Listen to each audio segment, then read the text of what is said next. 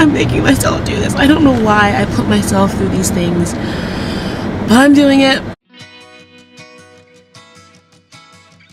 Hey, what's up you guys? Guess what I'm doing today? I'm going to acting class, and yes, I know, I have one earring, I know. So today we're performing a monologue for the class. My first ever real class night.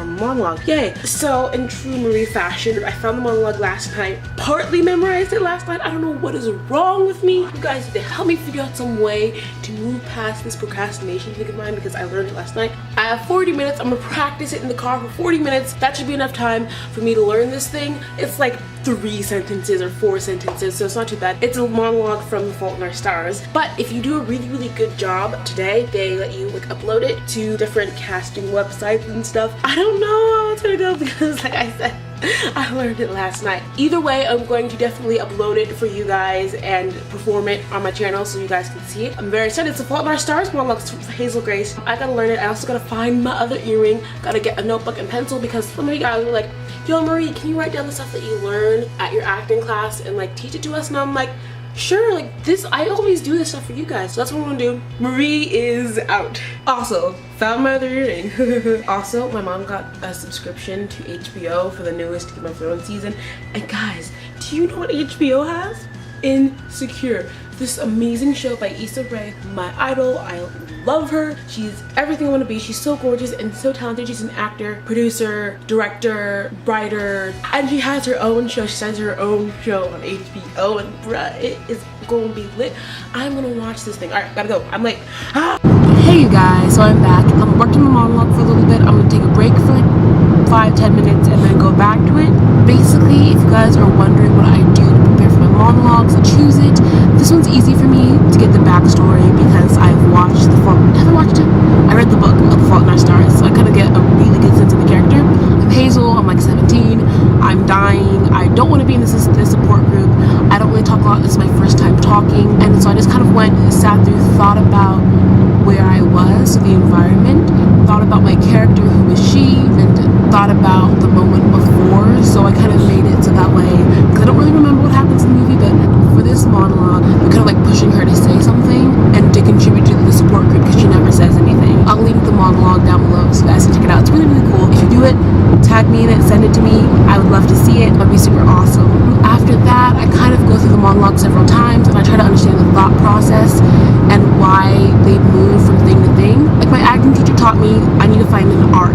So I'm kind of having her go from, I actually don't know, there's several different ways I could approach this, and I don't really know what's the best way. I could approach this where she starts off angry, so she could do the first part angry, the second part kind of thoughtful and kind of lost in her own thoughts, and the third part directed at the person. I can start off happier and go angry, I can start off angry, go happier. So yeah, that's basically it, and I just kind of go over it over and over again. And if I get stuck, I try to remember what part like I got stuck at and why I got stuck there, and understand like how the thoughts flow together, so how one sentence is connected to the next sentence, so I can understand what she's thinking as we go to these different sections. And sometimes if a word placement is tricky for me, because like for example, the monologue goes, there'll come a time when you know, and I always mix up, there'll come a time you know when, and there'll come a time when you know. I'm trying to think about the placement of the you know. Why is she saying you know just now? But yeah, that's kind of how I work on my monologue. I'm gonna do a video about this for sure. I don't know if I showed you guys, but I brought my notebook with me. It says love from the heart. Oh, how cute. Also, I forgot to tell you, so my goal is to go out and meet every single person in the acting class, at least say hi, introduce myself, shake hands. And the reason I want to do this is because I'm trying to be more outgoing, more confident, and more approachable, and kind of more extroverted. So I usually wait for people to come up and introduce themselves to me before I go up and introduce myself, but I'm like, no, let's just jump right in and introduce myself. We don't have to be buddy-buddy by the end of the night. I just kind of want to meet everybody, know everybody, talk to everybody. And the reason I know that this is a good thing for me and it's gonna take me out of my comfort zone is because I'm deathly afraid. I'm like, maybe I shouldn't do this, you know, maybe this is not a good idea, but I am committing to doing this. That's why I'm telling you guys, because I know if I tell you guys, I'll keep myself accountable. So my goal is to go out and meet 10 new people, introduce myself to 10 new people tonight. I've already met the acting teacher, so they don't count. I met one girl, 2 people, 3 new people. And last week, my goal, meet 10 new people. The introvert in me is screaming in pain. Maybe not the introverted side of me, just the scared, just fearful side of me. So we're going to kill that part a little bit today and meet 10 new people. I think it's just really important to make contacts in the industry and have people know who you are, know your name. And for me as a person, for me to grow as a human being, I don't want to say the same. I want to be more confident and more outgoing, and so this is one of the things. So I'm making myself do this. I don't know why I put myself through these things, but I'm doing it. I wish I could take you guys with me, because this is honestly, for some people who are more extroverted, this might not bother you, but this bothers me. Part of growing up, right?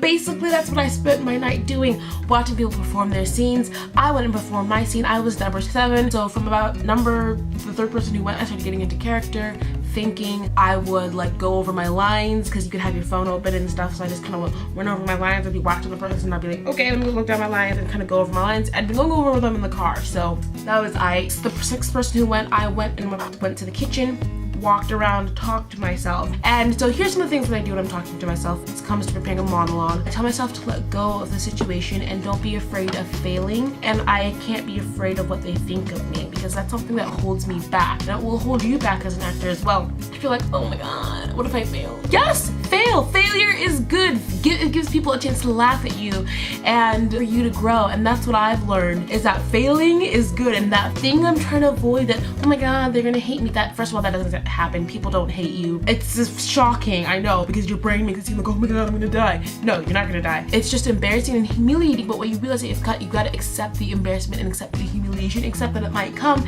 and realize that that is okay. That is friggin' okay. You see my bed's all made and stuff. It's hard for me to describe my process. I kind of breathe, make sure I took nice deep breaths, made sure my stance was firm and grounded, warmed up my face a little bit, did a little bit of those kind of things, like those things that make your face look super weird, but it's really good for you to warm up yourself. Sorry, I have so much energy right now because I'm so excited. That's the kind of stuff I did. And then I knew it was my turn, because one of the acting teachers, it's 2 of them, one's a dude, one's a girl, and they're married. He came over and he was like, so who are you talking to in the scene? And I was like, I was kind of confused as to why he was asking, because like I thought maybe he's asking because he wanted to know what my scene was about. So I was like, oh, I'm just talking to this person. But he was trying to set up the shot in the scene. Me, awkward. You're gonna have the awkward award, please. Anyone? Awkward award, thank you. I was friggin' nervous, you guys. But the thing about I've learned about nervousness is that it's okay. Doesn't mean you're gonna fail, doesn't mean you're gonna do good, but it doesn't mean you're gonna fail. It just means you're nervous. That's it.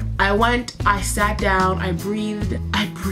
Because it was my first time, they were so freaking nice about it. They said, all right, just make sure you take a deep breath. What things did they say to me? I don't really remember. I'm very bad at remembering little things that people say to me. They gave me some advice, some coaching, things. Everyone was super supportive. They're like, it's Marie's first on-camera monologue. And I'm like, yes, thank you. Dang it, I'm trying to remember what they said to me because I'm mad. I can't remember what they said because this lighting though is so uneven. Give me some really helpful like monologue advice, which is why I want to remember it, and if I'm mad I can't remember it. My camera is running out of space, so I have to switch to my phone. I'm so sorry. I hate the quality of my phone, but I can't delete the stuff that's on my camera because the interview, lower quality, switch 3, 2, 1.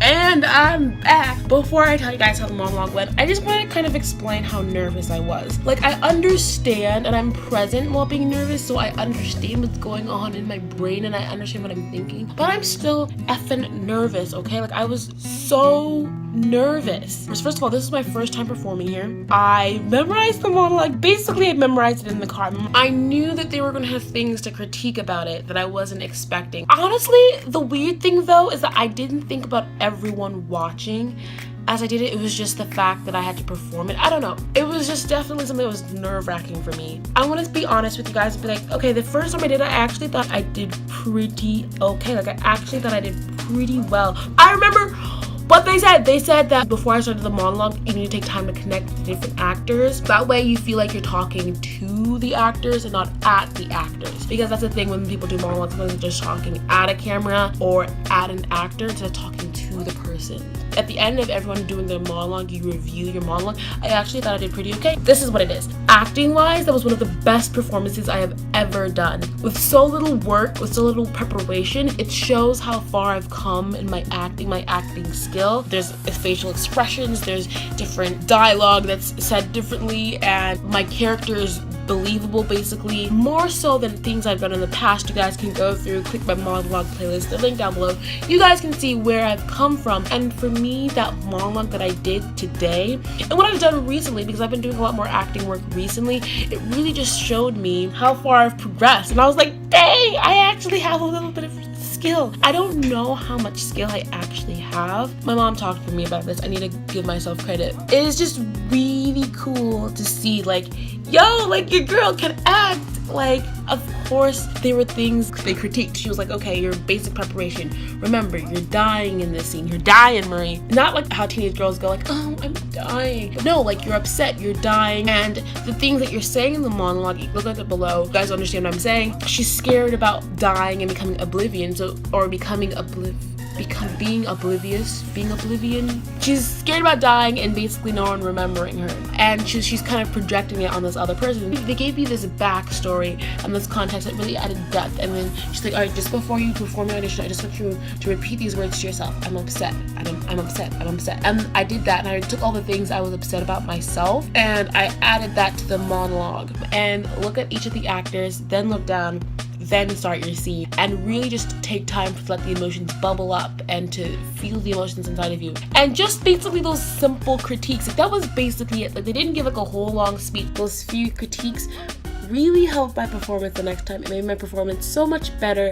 And it wasn't like my performance at first was bad. It was just that there was more layers, and that's the kind of thing that I could only get through an acting class and through a trained eye watching me, giving me instruction to find things that could be good. Because when you watch it, you're like, okay, this is a good monologue, but you always feel like there's something missing, and then they're gonna go on to the next girl who gets cast because she has that thing.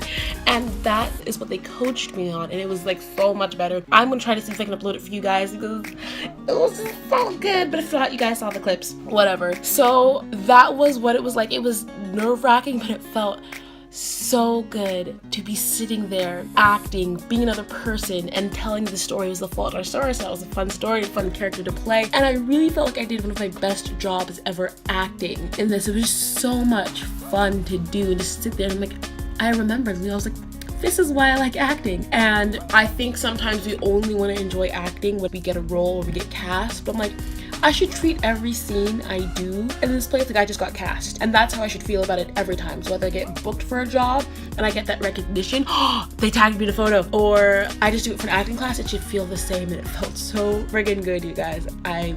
I'm glowing. I'm on the moon. Okay, so I just wanted to talk to you guys about something. In the acting world, there's gonna be some people, and I don't want to say this to throw shade to anybody. We're all different journeys, different paths, different things. This is mainly about how you interpret these people. There will be someone in your acting class, in your audition, let me just pull up my shirt here, who you can kind of view them as your competition. They're the same age as you, may have the same skill as you, and this class, there's a lot of people there who are like my age. They'll be going up for auditions that I'm going up for, and especially a year ago, it would be so easy for me to go, oh my gosh, I'm so scared, I think they're so much better than me. Oh my god, no, there's this girl here.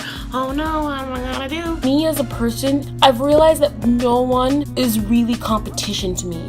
And I used to think that. I used to see girls my age doing things and I'd be like, oh my gosh, they're so cool. Oh my gosh, I'm never gonna be like that. What's wrong with me? And now it's kind of like, psh, if that's what's gonna happen to me, I'll get there when I get there. If that's not what's in the store for me, that's just not gonna happen. And I think it's just so important to realize value in yourself and not spend all of your time worrying about these girls. And trust me, I still do it when I go to like other places, like a martial arts place, or even, you know, when my friend has a birthday and I'm kind of anxious because I'm like, what if their birthday is more celebrated than me? It's just me being honest, like me being very real with you guys right now. I still struggle with insecurities in a lot of areas, but I feel like sometimes people will try to be like, oh yeah, I've done all these things, and a part of them is looking to impress you, and that's just fact. It's not me judging them. Sometimes they talk about things that they've done and it's to impress people and it's to impress you, and I'm like, that's great, good for you. But a lot of the stuff that I'm doing is just made me more confident in myself, and I've grown. That's where I want you guys to get to, where you get to a place where you don't compare yourself to me, you don't compare yourself to other people on Instagram. It's about you doing your thing,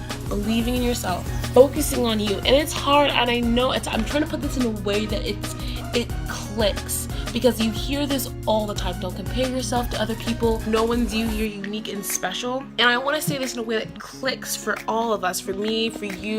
And I don't know how to say it. I don't know how to say what I'm trying to say, what I want to convey to you guys, which is that every single person has a potential, has a gift, has a thing, and it makes you special. And focus on that and trust in that and let that lead you. And don't worry about what other people are on their path, because as I've talked about before, you don't know what's going on. And I suspect that every single person I see in my acting class has something weird, messed up going on in their life. I wouldn't want to trade their life, because I've got me, I've got myself. I'm betting on myself, not betting on other people, not betting on other people's success, betting on my own success. No one is better than me.